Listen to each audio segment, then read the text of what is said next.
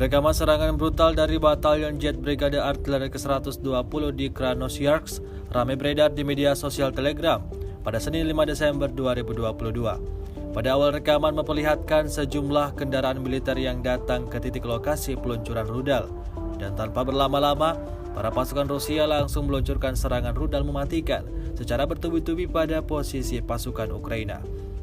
Tampak dalam rekaman, serangan dilakukan dari siang hingga malam hari.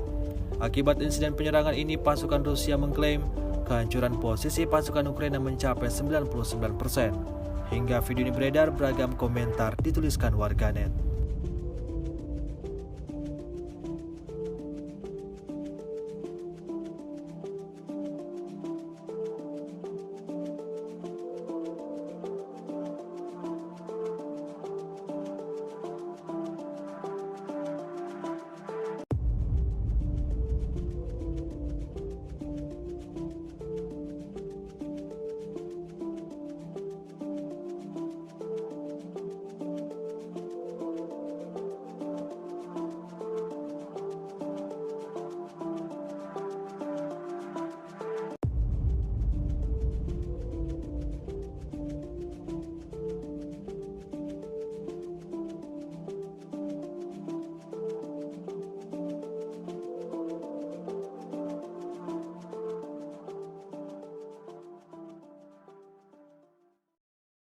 Terima kasih sudah nonton.